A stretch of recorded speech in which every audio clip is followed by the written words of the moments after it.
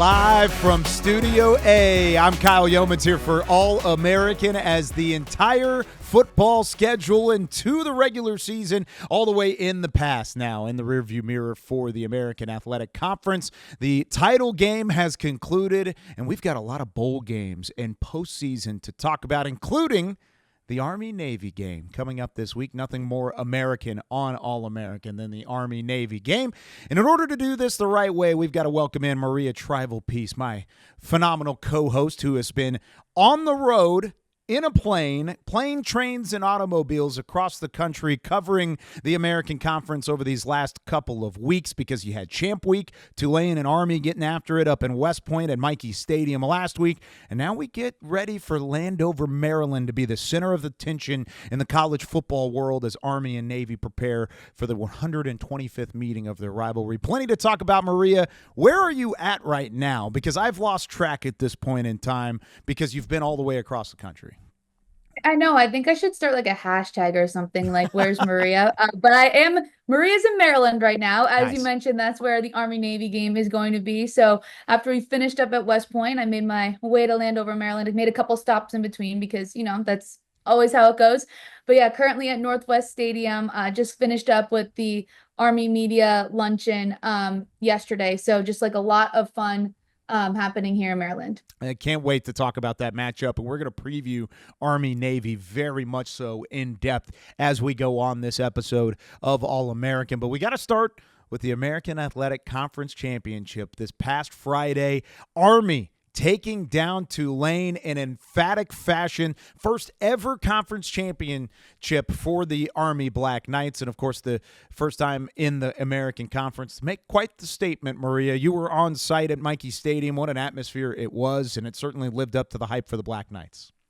No, absolutely. And I think one thing that really stood out to me just being there was the way that Army dominated from start to finish. There was never a point in the game where you thought they were going to give up the lead, that they were going to let up in any way, shape, or form. And I think it's something that head coach Jeff Monken talked about, like leading up to that week. We had a chance to chat with him a couple of times. And one thing that he continuously preached was that this team takes everything one game at a time and they forget whatever happened the week before, the day before. It's so present.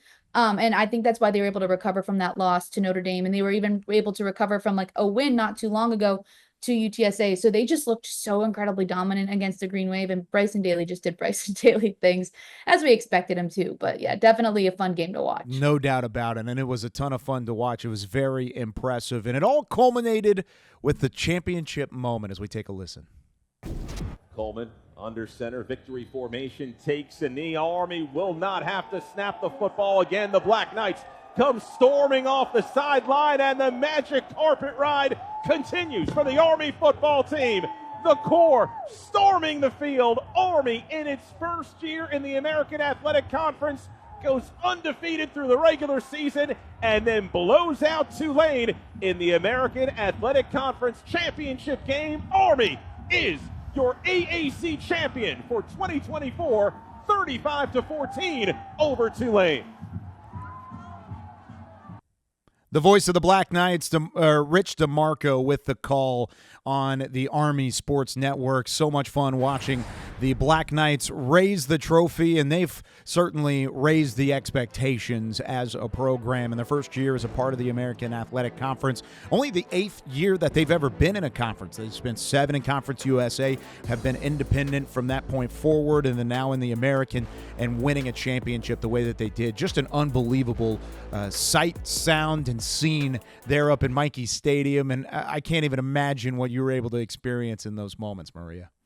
It was incredible. I mean, you saw the core storming the field. I think that was one of the coolest parts of it from start to finish, too. We were doing the pregame show. Yeah. The core was hitting on Tulane. There were cannons fired. If you haven't checked out social media, you can see some of the cannons being fired while we were on the desk, and me and Lige Duzable just completely jumping out of our seats because, you don't expect that to happen. But that's something that's so unique about Army West Point is just the like just the fact both Army and Navy, the academies, they have so much tradition. There's all these little things that don't happen at normal football games. And so to see them win it on their home field, to see the core just storm the field, and to see the seniors like Bryson Daly be able to play that last game in Mikey Stadium, that was something that they talked about a ton. I think it was just so cool. It was one of the coolest championship moments I think I've ever been a part of, just to see that program in their first year in the American Athletic Conference walk away victorious. Well, and Jeff Monken has talked about it throughout the season that the first goal is to win the conference championship. The second goal is to beat Navy, and they've got a chance to go back-to-back this week in order to do so, and then they've got postseason play following that. But on the field, I mean, I was impressed from the jump. The fact that not only the atmosphere lived up to the expectation, but so did the offensive attack from Army, and the defense was tremendous as well. You mentioned the leadership of guys like Bryson Daly, but it was the leaders across the board. Guys like Kanye Udo having some success. They had that bobbled snap on the opening drive from Tulane. It resulted in the missed opportunity at a field goal, and they could never really recover from there because Army was pressing the issue. They were dominant at the line of scrimmage. They ran the ball effectively with Udo, with Daly, with whoever had the rock for the Army Black Knights. The whole rushing attack got back to doing what Army does best, and that is drive down the field, kill time of possession. They averaged that 35 minutes time of possession throughout the season. They continued to live up to that as well. And I think when you look at what Tulane did best, let's take the football away on defense. When Army entered this game off of 3 straight games where they really didn't play great football. Against North Texas, slow start, only had 14 points. You got beat by Notre Dame in that matchup in a non-conference game. And then you kind of had a slow start against UTSA, found your rhythm late against the Roadrunners. They put all that behind them. And that's what stood out to me about Army in this football game, is the fact that they put it all behind them. They took care of the football against the team that was in the top 10 in terms of turnover margin defensively, and that's how they won the football game, was by playing Army's style of football and doing it for all 4 quarters, ultimately winning this one 35-14. Yeah, and I think that they just capitalized on all of Tulane's mistakes as well, and they forced a lot of mistakes. You mentioned some of them. I think the one for me was when the Army kicker, Trey Granati, actually forced the fumble, and that eventually led to Army just having more opportunities. Crazy. And I think that was something,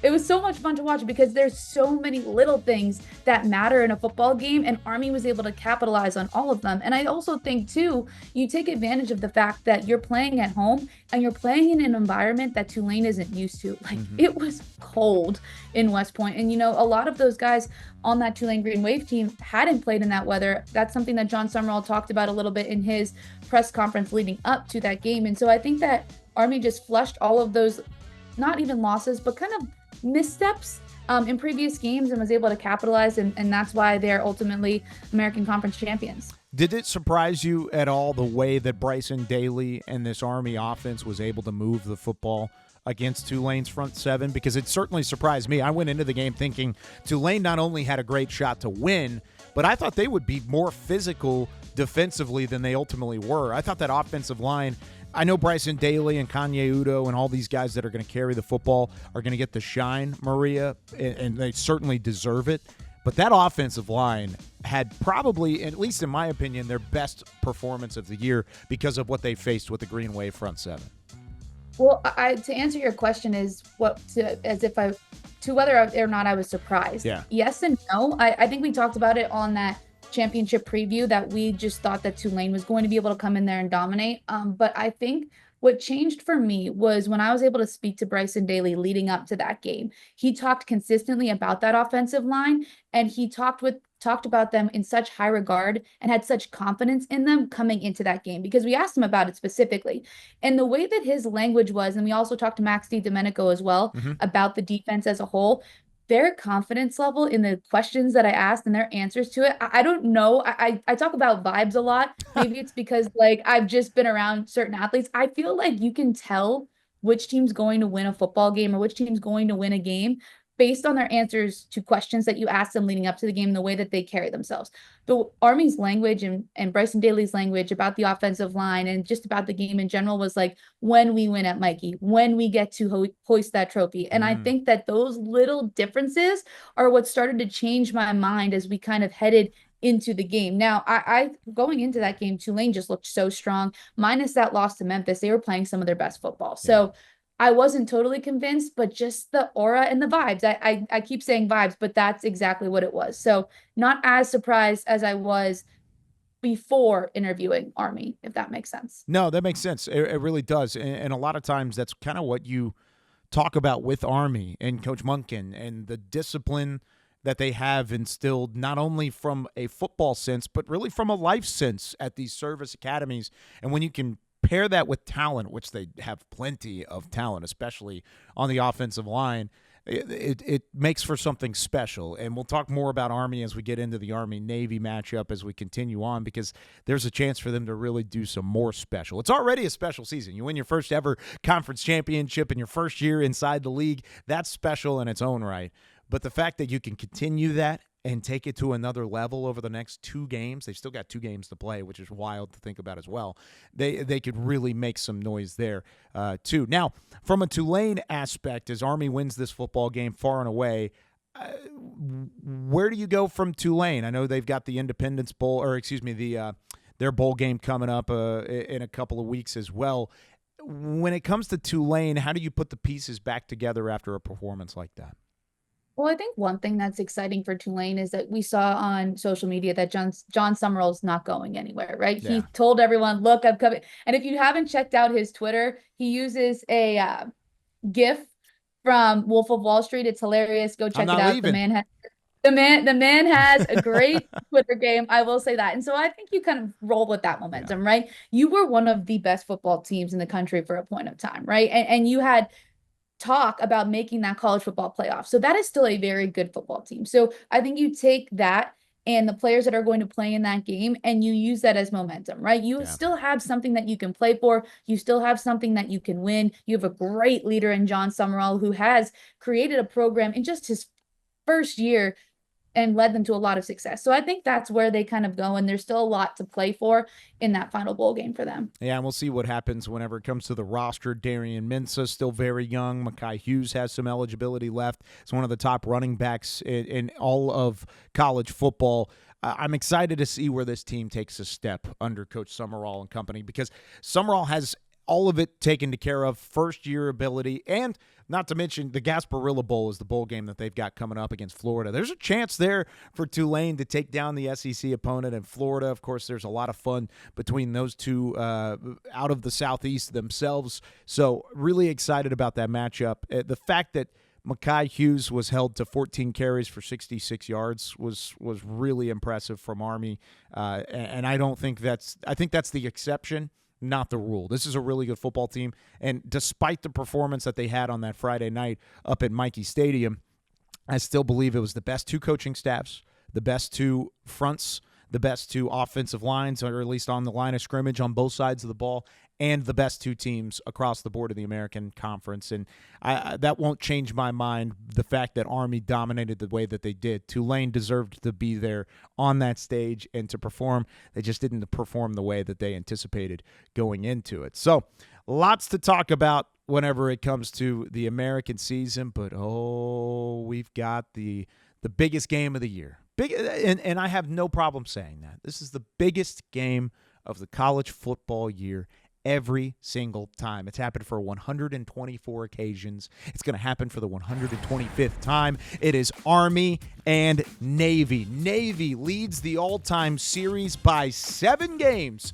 That's what they've got it, but Army is hot on their heels, winning 6 of the last 8, including the last 2 meetings. And since both Army and Navy had already beaten Air Force early in the season, the winner will lift a trophy in Landover, Maryland. America's game, I feel like, is a great title for it, but it really doesn't have that same mentality as the spirit of this game. I mean, what does this game mean to not only college football, but really the country as a whole? Well, I have to start with pointing out now both teams are in the American Conference. It's America's game, so the branding is right on even better. Point there. But I think one thing to answer your question is, when I was listening to the press conference yesterday, the big message was that this is the greatest rivalry in college football, because this rivalry began, and I believe it was Brian Newberry who said this at the press conference. He said, this rivalry began in the deepest of respect of the opponent. Yeah. So it didn't just start because, two schools are close to each other. It started because these two teams have so much respect for each other, no matter how much they fight and hate each as other. The year goes on too, and early in the season, they're taking shots at each other. The pettiness, all of it. As much as that is part of it, they have so much respect for what the other one does because they're the only two that kind of understand, and Air Force as well, what goes on at those different academies. And in addition to that, he was just talking about the fact that eventually they'll come together and fight for something so much greater than themselves. Yeah. So there's so much pettiness and hating, and you have the beat Army, beat Navy emblazoned everywhere on their respective school in their respective schools. But I think that this is what that game means. It's just, this game is so much bigger than the young men on the field because there are generations of this game. There are families that come to this game. There are families that have such a deep connection to it, as well as this country. And so I think that that's the best way that it can be summed up, if there even is a way to sum it all up. Well, I think the way that I look at this game is it's the only game and the only rivalry, because it's a true college football rivalry, but it's the only one in the country and the only one ever to where everyone watching can cheer for at least something on both sides. On both sides of the rivalry, whether you're cheering for Army or you're cheering for Navy, like you said, that mutual respect is there. But as a fan and an outsider, you're cheering for everyone because that's what this is. It is the service that is being placed upon all of these individuals as student athletes, as servicemen and women. It is unbelievable the way that they are all able to come together, whether the game's in Landover, Maryland, or Philadelphia like it's been in the past. I mean, there are so many different environments. You could play this game down the street at the local park. It's still going to have the same spirit and mentality as it did 125 different meetings ago, because it's been the same from year one. And I don't know if you can say that from every rivalry in football. I just got finished calling the Iron Bowl a couple of weeks ago, one of the other great rivalries in college football. Let me tell you this. Auburn, Alabama, they hate each other so much. It has nothing on the framework and the spirit of Army Navy and what it brings to the table on the gridiron. I cannot wait. It's a must-watch event every single year for me. It should be for any college football fan as a whole, and it is again this year, especially with how good these two teams have been, Maria. They've been fantastic. We've talked about the Sling T, Blake Horvath, and the Navy Midshipmen off to a great start this year. Started the year undefeated, kind of stumbled a little bit down the stretch as their schedule got tougher and tougher. And then we just finished talking about how the Army Black Knights took home the American Conference Championship. So historical season for both of these organizations, both of these programs, and now they get a chance to really top it off the best way possible by winning this matchup. Well, I think that's the coolest part, right? Because in different years, maybe one team is way better and then the other. And no matter what, when they come together, it doesn't matter what the records are.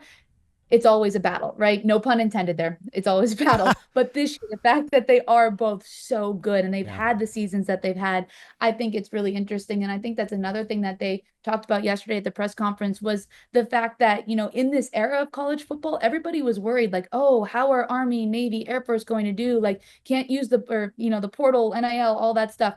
And the fact that they've been so successful is just like another notch in their belt. Like, wow, this is something that is just adds to that tradition, right? This tradition stays alive in the current climate of what college athletics is in this moment. And so that's something that I'm really excited about. And, when you talk about tradition of this game, a big tradition is also the jerseys and the reveal and just the comparison of both of those teams and what they come up with every year. Let's talk about the jerseys a little bit, because I want to get deeper into the X's and O's here momentarily. But let's start with Army. The jerseys are one of the best parts of all of this rivalry, and it adds that intrigue around it. The nation is watching. Here's what Army is bringing to the table.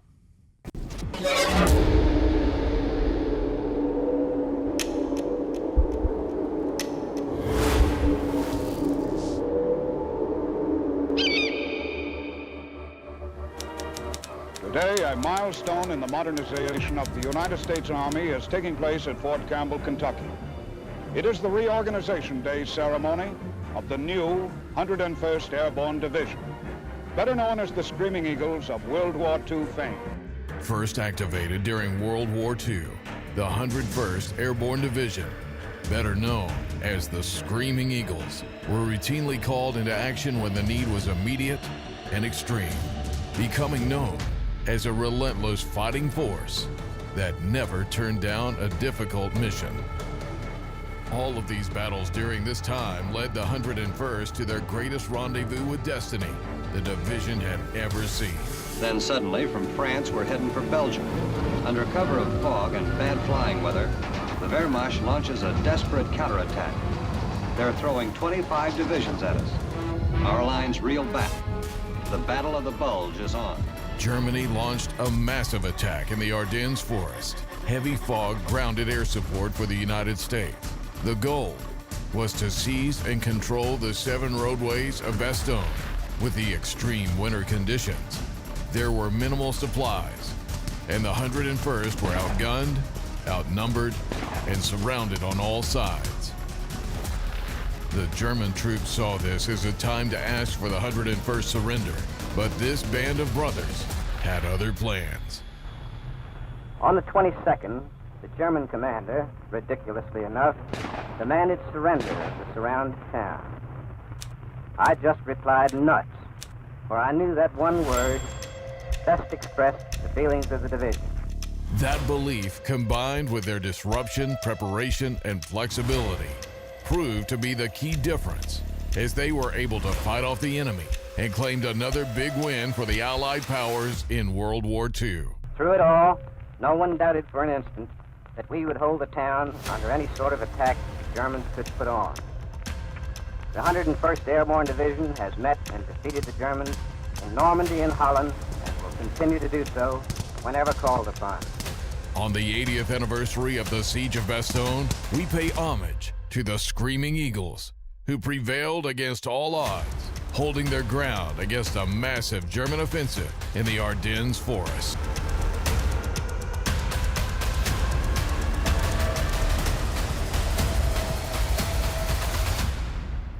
Go Army! Beat Navy! This generation of Americans has a rendezvous with destiny. Not only some of the coolest jerseys you will ever see on the gridiron, but the meaning behind it, highlighting the 101st Airborne, one of the most famous World War II battles in its 80th anniversary, the Battle of, and I'm going to butcher the name here. Bastion. Okay, so I'm not French or I don't have anything, I don't have the thought process behind it, but the fact that it's all highlighted in the military history behind it all, meaning so much for these jerseys going into it, I just think it's tremendous. And this is not new from Army. They do this every year. Navy does it as well, and both sides have great looks. We'll look at Navy in a moment. But the fact that there's so much history and there's so much close-knit mentality whenever it comes to this unit, it is really fun and cool to see as it all comes together on the football field.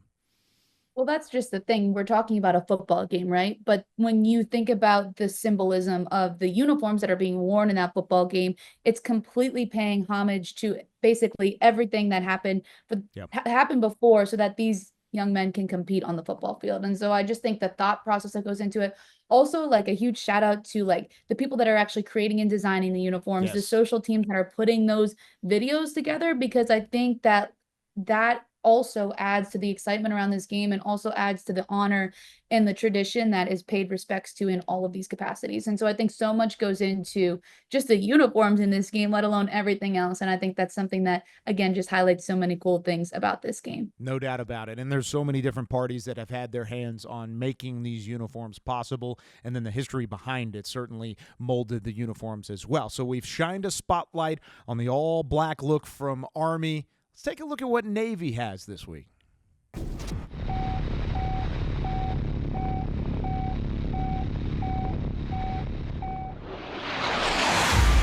Born in the battles of World War II, the Jolly Rogers have been freedom's guardians of the sky. Forged by the United States Navy, victory is the standard. After 8 decades, a new chapter in history will be written. If you hear them coming, fear the bones.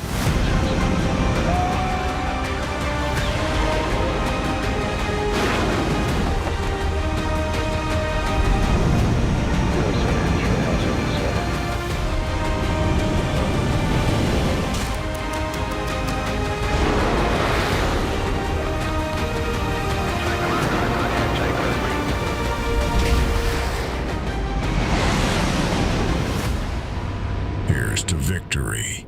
Here's to the bones.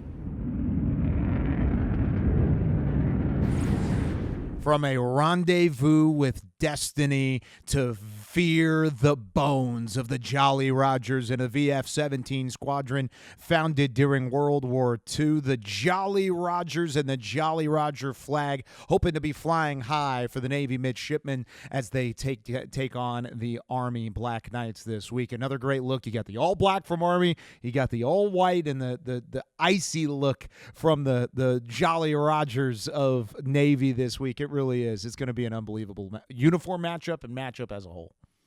I love the color caps on the sleeve, like, and then into the bones. Oh my goodness. I also just like, I get like anxious watching those videos. I'm like, thank goodness I've never been like tried to be in the military or could fight. Like, I am nervous watching those. Like, and I think it just speaks to the courage of, you know, just the past people who have served in our armed forces, but also the courage of the people on this field on this coming weekend who are going to serve this country. And so again, we can't say it enough, but thank you to all of them who have served and those who continue to serve, because the amount of courage and just fearlessness that they exemplify, not only when they're playing sports, but when they're literally defending our country. I think that's something that, wow, I can't say enough about. No doubt. And I think that's one of the other sentiments of this game. Of course, all the spotlight of the nation is on Army versus Navy, but also the spotlight is on the military as a whole and what the armed forces do for our country, and the fact that we are able to play these football games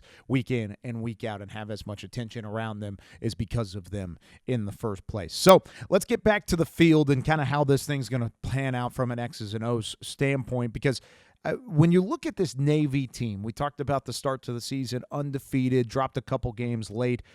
They're the only FBS football team in the country that had just 2 home games in their final 9 regular season games. That's a tough schedule and back and forth. I mean, that's the Maria Trivelpeice special of all over the country, bouncing from city to city, school to school, and playing all these games. But I don't have to tackle people when I travel from place to place. Exactly. Maybe. You just have to deal with me on a weekly basis. That's all it is. But that's a little bit trickier, I guess. I don't know. Unfortunately, yeah, that might be harder than you anticipate. Now, with all that being said, this game being in Landover, Maryland is only, about a 20-minute, 25-minute drive from Annapolis. I mean, this is a de facto home game. Now, it'll be pretty 50-50 because of Army and Navy and what that means between both schools and the military as a whole. But the fact that this is closer to home, it's an easier travel schedule this year for Navy.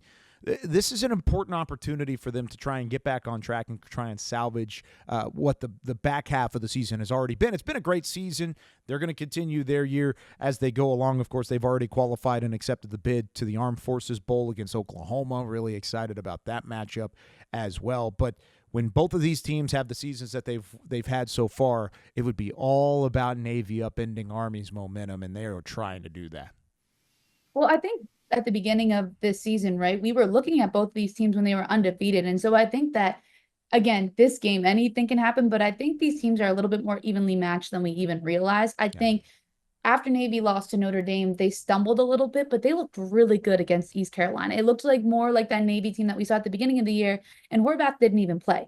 So I just think that this might be closer than we think. And as you said, Kyle, it would be the cherry on top for Navy to give Army a second loss on the season, especially after they just won the American Conference Championship. No doubt. How about upending all of that momentum and taking that one away? Navy would love that, and I guarantee you that's what's on their mind this week. Army and Navy entering this, of course, historic matchup between the two. Most combined wins between the two programs with 19. There are combined 19 and 4 overall. It's the 5th time that both programs have qualified for a bowl game before going into the matchup, joining 1996, 2010, 2016, 2016 and 2017. So the first time since 2017. Of course, Army going to the Independence Bowl. They're taking on Marshall in Shreveport. And then I just mentioned the Armed Forces Bowl against Oklahoma for Navy. Let's start with the Black Knights. They are the reigning American Conference champions, so we'll give them first dibs here. One of the best seasons in program history.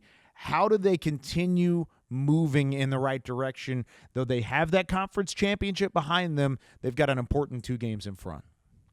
Well, I think that's the message that Jeff Monken has been telling his team this entire season. He's grateful to have won the American Conference Championship. You should have seen the speeches in the locker rooms afterwards. It was awesome. This is the game, though, that they circle on their calendars every single year. It's why you go to Army. It's why you go to Navy. And so to answer your question of how they continue it, they have to keep that mentality that they've been having this entire year, that they're 0-0, right? They flush whatever just happened. They flush a loss. They flush a win. They flush a conference championship game. Now they have the next battle in front of them, and that's how they are going to be successful against Navy. And then just leaning on the things that have made them successful: the rushing attack, Bryson Daly playing good defense, and just being aggressive. As we said earlier in the show, they were just able to create so many mistakes for Tulane, and that's why they were able to win. And so I think they have to bring that same meanness and the same thing that they've been doing all season long to the Army-Navy game. Of course, Army with a 12th win would then set a new program mark for most single-season victories. If they hit 13 by winning this one and then the Independence Bowl, it would actually be the most ever in a single season by any service academy team throughout history of college football. So lots on the line still for Army as a team. You mentioned Bryson Daly. I thought the national support from Daly was very fitting going into, of course, a week where they're going to hand out the Heisman Trophy out in New York. Even Tim Pernetti, the commissioner of the American Conference, vocalizing on Twitter that he believes that Daly should be in New York for that Heisman Trophy ceremony and all of the honors that go along with it. 29 touchdowns speaks for itself. The fact that he's had 29 rushing touchdowns, that's tied for the FBS lead with one of those Heisman candidates in Boise State's running back Ashton Jeanty.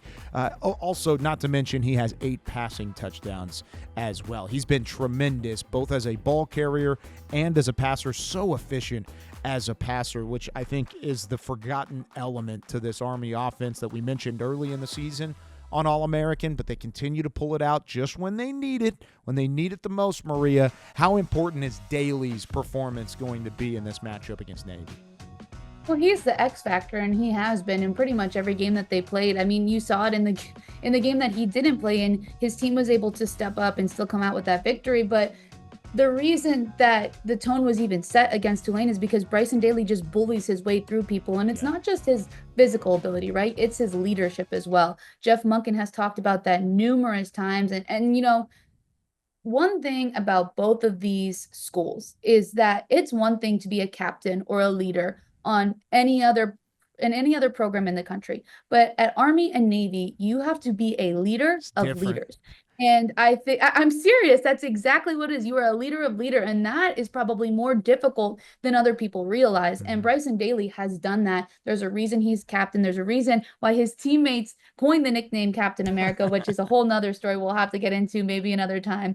But I think that he is the X factor because he sets the tone and the rest of that team goes with him. Well, and it bleeds over to the defensive side as well. And of course, Army, the fact that they average that 35-minute mark, almost 36 minutes of time of possession always helps. Bryson Daly helps with that. It's that complementary football that we've talked about a couple times on this show. Army's defense ranks 7th in the country in terms of scoring defense, only allowing those 15 points per game throughout the season. Held opponents to under 14 in 9 of the 12 games this season, including the conference title game against Tulane. So, I mean, when we're talking about Bryson Daly, and we're talking about this running attack, and we're talking about time of possession and the way that they control it, this defense is nasty. They are unbelievable on that side of the football, and they continue to show that physicality. I mean, the big hits, the discipline, the gap assignments, the fact that they run to the football at such a high level and an effective level with great angles to the ball.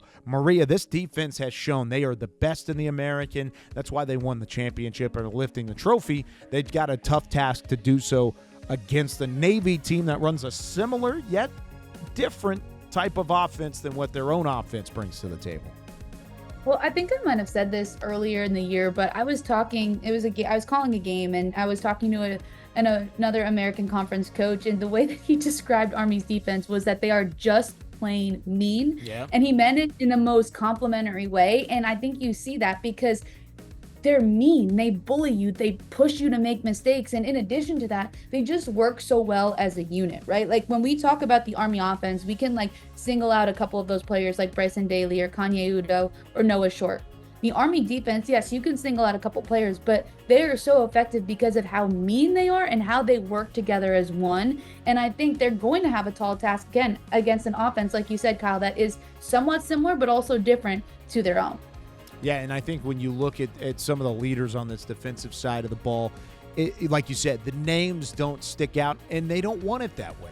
They don't want it to be the names. And I know they've got some of those high-level guys that have played at a high level. I mean, I even go back a couple of years where they had guys like Andre Carter, who ended up going to the NFL and playing some time there for a split second. And they've got NFL caliber discipline on that side of the ball, and you've seen that throughout the season. That's why this unit works so well as a cohesive unit, and they're going to have to do so against Navy with a great season so far, entering this matchup and doing so with high expectations. I mean, if they didn't win the American Conference title, they didn't end up the season that they wanted to down the stretch, but they can take home the Commander-in-Chief trophy for the first time since 2019 if they do take down Army, and that would make the entire campaign for the Navy Midshipmen. What do you want to see out of them this week as they take on the Black Knights?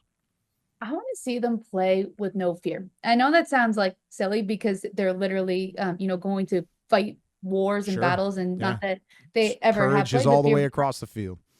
Yes, literally. Yeah. I just think that when they are flying around and playing with confidence and without fear, that offense is would you call it the sling tee? Is that what you called it? Sling tee. I did not coin that term. That was from somebody else down the road. I can't remember who coined it. It might have been the coaching staff from Navy, if I remember correctly. But either way, the sling tee. The sling tee, and I want to see that sling tee just play out the way it did in those first couple of games of the season. You saw it starting to come back in those last couple, and I think that just shows the resiliency of the Midshipmen. Even when they lost a couple of games, they were able to rebound and come back, just utilizing what they're good at with that offense. Now, it'll be interesting to see if Horvath is back, and I think one thing that benefits Navy is that they haven't played in a couple of weeks, right? So that gives him time to heal. So I want to see him come back and play like the way that he did in those early games when we had that Horvath for Heisman trending, because he was so good. And we talk about Bryson Daly leading the Army offense. Horvath did that for Navy.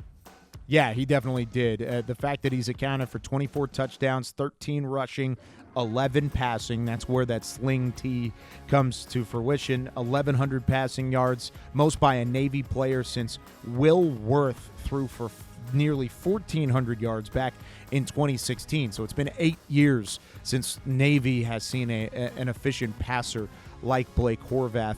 You mentioned the time off. I mean, they haven't played since that finale, taking down East Carolina 34-20 on the Friday following Thanksgiving. So they'll have over 2 weeks of rest.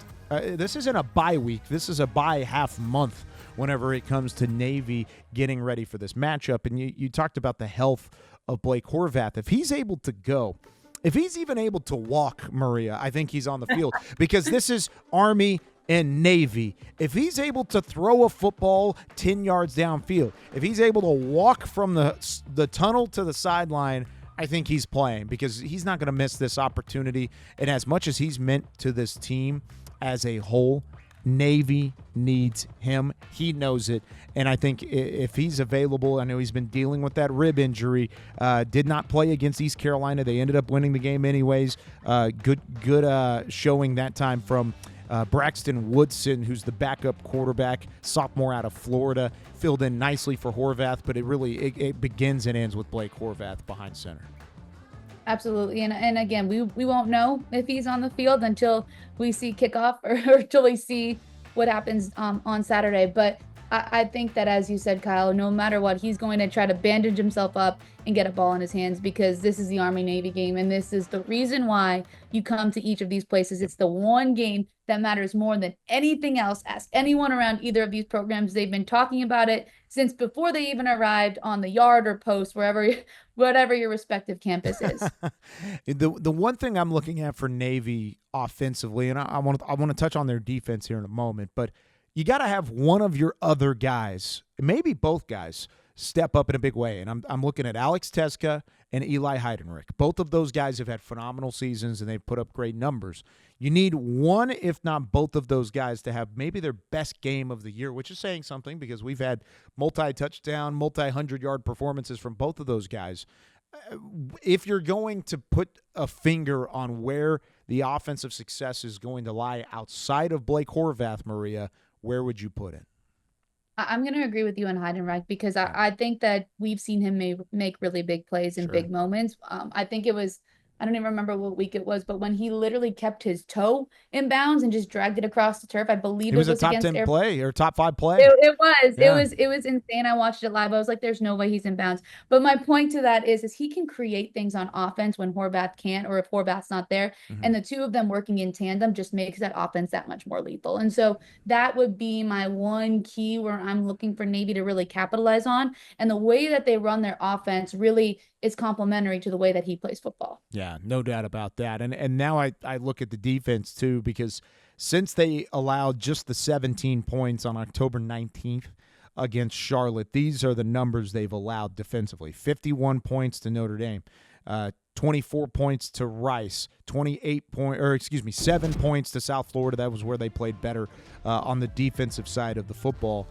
Tulane, they gave up the 35 points. East Carolina, they got back to normal with 20. So it's kind of been an up and down final 5 or 6 games of the season for Navy after they were dominant through the first 7 games of the year, with the exception of that shootout that they won, by the way, with Memphis back in week 3. So where do you want to see some impressive play from the Navy midshipmen defense as they try and slow down the Bryson Daly and Kanye Udo show from the Army offense?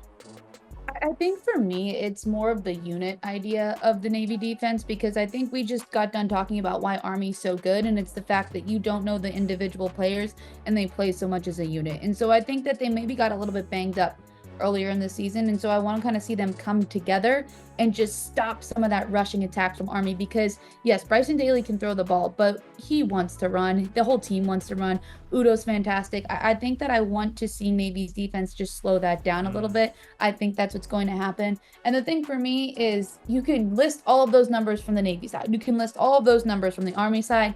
This is a completely different ball game. I don't like to say none of it matters, but it really doesn't matter until we get to those 4 quarters on Saturday. This is the true throw the records out of the building sort of matchup, right? I mean, where you take exactly what you think might happen and then just wreck all that, and then it's going to end up being Army-Navy chaos. The window, papers flying off the desk, all of that. So cannons going. You said you're sitting in Landover, Maryland. You're at Northwest Stadium right now, right? I am. So I am. Are you looking out upon the field as we sit here? I am looking out upon the field. It looks really nice. The end zones look nice. Yep. The logos on the field and in the center of it looks good. Does it feel like some of that atmosphere is it just like the calm before the storm right now, a couple days out? Calm before the storm. I would say it's a little eerie. I think they actually forgot about me in here. I don't know how I'm gonna find my car. I'm not even kidding. Oh. I was thinking that. I was like, I don't know how to get out of here, but it's probably poorly parked somewhere. It's got probably over the line, got a couple tires over the line. Yeah, that's how I park. We can't put the photo of my park job on here because my license plate's on there. Nice. But I digress.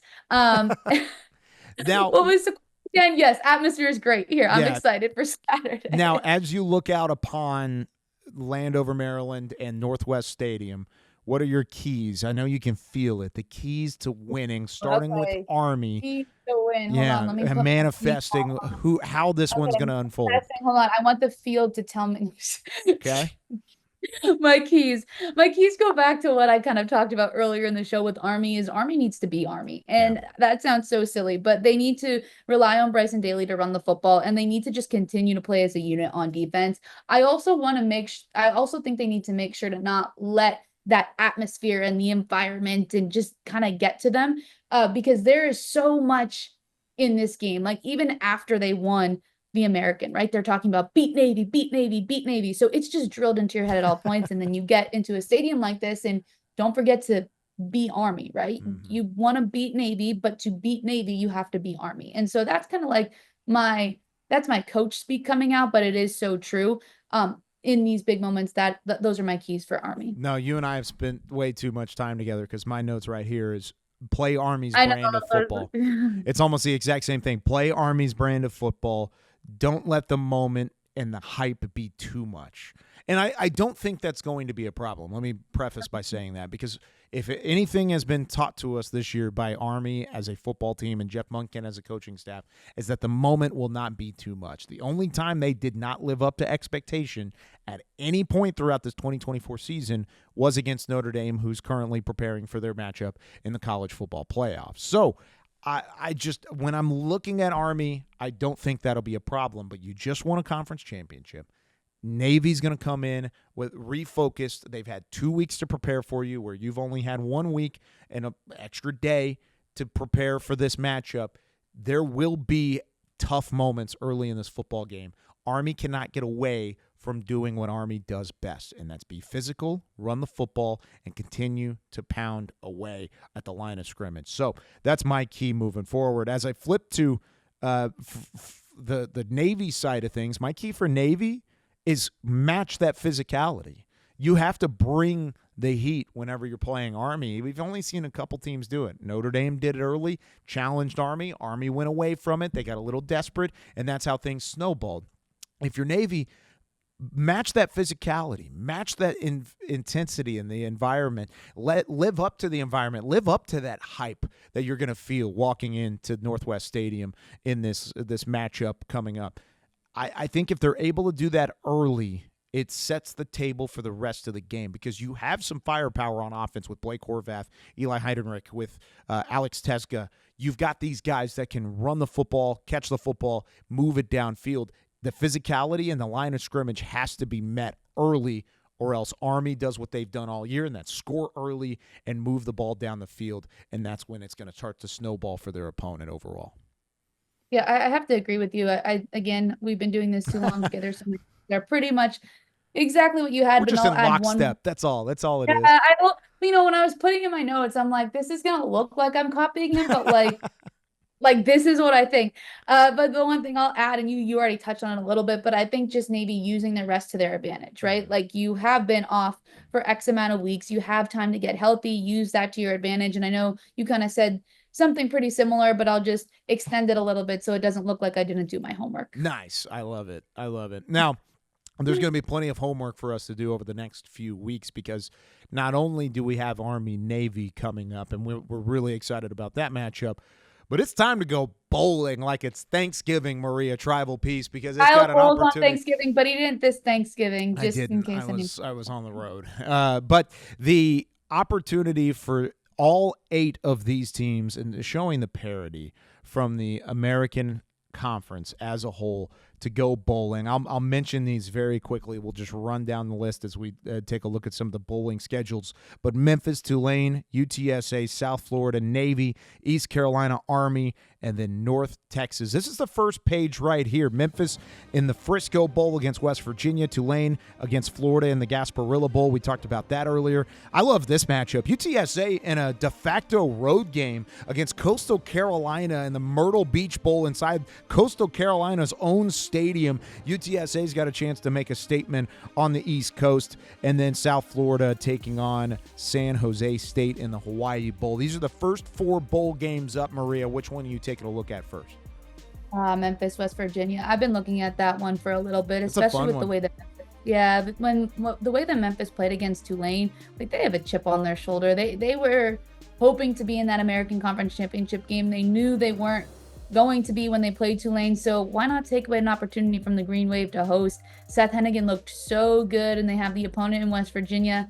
It's in Texas. I'm excited for that one. I don't have anything going on next Tuesday, so I guess I may make the drive over to Toyota Stadium and watch that one unfold at the Frisco Bowl. Should be fun. Here's the second week, or the second slate of games starting with Navy and Oklahoma in the Armed Forces Bowl on the 27th. East Carolina facing NC State in the Military Bowl, and then Army versus Marshall in Shreveport, Louisiana, the Independence Bowl, a tradition-filled game in its own right at the fairgrounds out in Shreveport. And then January 3rd, the final game of the American Conference slate this season. It'll be North Texas with an in-state battle against Texas State from Gerald Ford Stadium at SMU in Dallas, Texas, coming up on the 3rd. Which one of these sticks out to you? Oh, I like all of them. I love when I get to see our American teams play.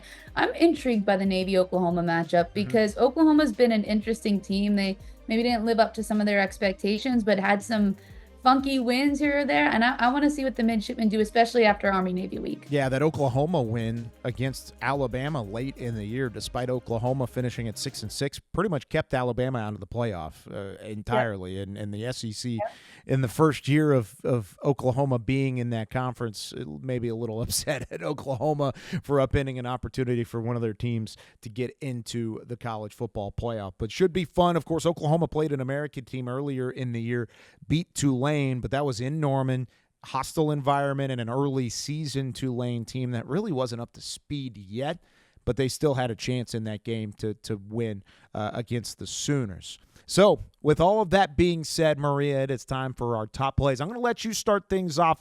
Top plays of the week. Of course, we're working on some limited plays because of football season coming to a close, but plenty still to look ahead to. We did include a lot of football in this week's top plays, but we'll start with women's basketball because you always have to have a couple ball plays in there. I know, Kyle, you're a big basketball fan. This one, UAB, they're in a close game with Auburn. It was really exciting to watch. Rain Tucker says, not today. Nice. Big block from her. I love it. Gotta love it. I love some good defense. You talked about me being a hoops fan. I love women's hoops, especially whenever there's good defense, good post play. It is tough to beat. Of course, preseason conference player of the year, Tamisha Lampkin for North Texas, one of the best post players in the country. Blocks are one of my favorite parts of hoops as a whole. So, yes, nicely done down low. We go back to the gridiron, though. American Championship game, we talked about it, Army's defense. The physicality has stood out for them, but how about some finesse against a Tulane team that was one of the best in the country in terms of taking the football away? Army says, anything you can do, I can do better. As Anton Thomas cuts underneath the route, picks off Darian Mensah. Mensah can't believe it. This was a crucial drive for Tulane. It was 14-0 at this point, early in the game still. If Tulane works down the field and scores a touchdown here, that lead is cut in half. Then all of a sudden, Tulane has some momentum. Maybe they get a stop. Instead, this pick led to more points for Army, and the snowball continued en route to a conference championship. Exactly what we just talked about, right? Army forcing Tulane to make mistakes. And man, that defense just in so many little ways, just figuring out ways to be good. But we'll head back over to the basketball court for play number 3. This is Rice men's basketball taking on Texas State. It's going to get kicked out to Alem Huseinovich. He's right by the logo. That is Caitlin Clark range, Kyle. You made that look so easy. How? Oh, I love it. I love it. Rice has always had some great shooting, always had some phenomenal outside presence, but not necessarily the case. This year they're trying to find their role from outside, but that is exactly how you find how did you say that? Huseinovich? Huseinovich. And the only reason that I can say it fluently is because he was at media day, so I had to learn it. In my second week of the American, he was a great interview. We'll probably have more of those interviews coming out soon. Well, so who says no to him shooting more threes? Not me. Exactly. There you go. Who says yes? Yes. He earned that right.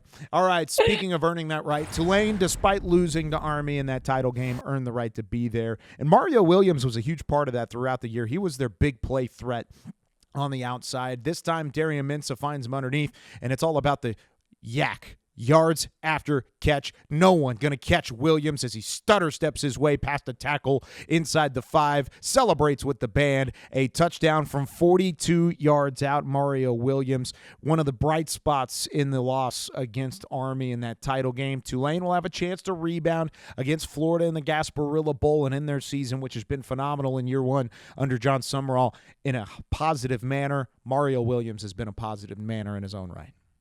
He has been the entire season for the Green Wave, and that was a spark in that championship game. It looked like maybe they can find their way back into it, but Army just continuously putting the pressure on. And they even did it with their kicker too, Kyle, and that's going to take us to play number 1. I know I already previewed this a little bit. I mean, we've talked all year about Rayshawn Pleasant's ability to return the football and just run the football, and it looks like he's going to do it again here against Army. But the kicker, Trey Granati, making a hit and forcing the fumble for the Black Knights, just firing on all cylinders was Army, and this is another example of it.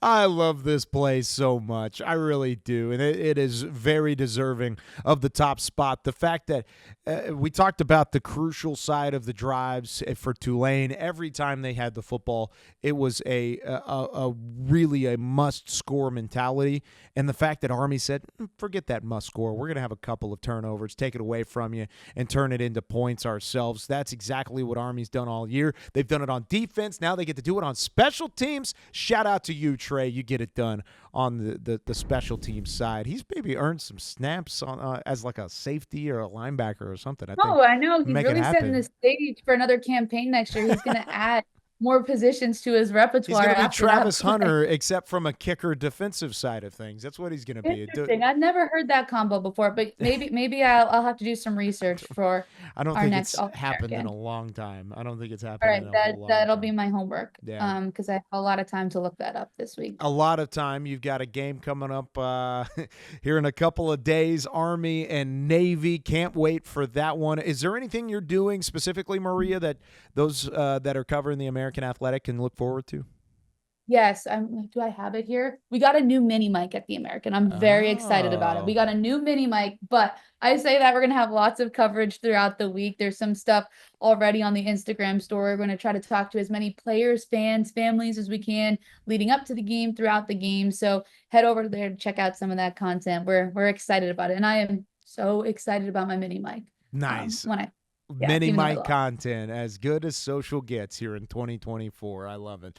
I love it. Maria, it's always a pleasure. If you enjoyed the podcast today, make sure and subscribe, like, share, especially share. Share it with all your friends that are watching the Army-Navy game this week. We're making you the smartest person in the room this week. That's what we're trying to do. And we know everybody, college football fans, are going to be watching Army-Navy. We're trying to make you the smartest by giving you all this info and all this background information for both of those programs. And then we've got a bowl preview coming up next week, as well as we take a look in depth at all the games that the American Conference are playing in postseason action, starting on December 17th in the Frisco Bowl as Memphis takes on West Virginia. Maria, safe travels as always, continuing your cross-country journey, getting your morning miles and your airline miles in at the same time, making it happen. Appreciate you taking some time out of your busy schedule to still sit down with me here on All-American. Thank you. It's been a pleasure. I'm sad I'm not in studio, but we'll be back very soon. Can't wait after we've got plenty of football to talk about. But for Zach, for Chris in the back, for Maria Trivelpeice, all the way out in Landover, Maryland, I'm Kyle Youmans. We'll see you next week on more All-American.